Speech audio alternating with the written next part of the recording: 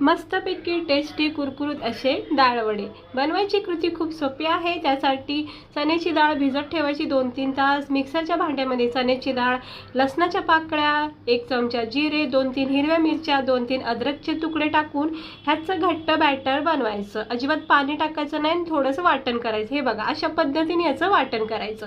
मग एका बाउलमध्ये याला काढून घ्यायचं।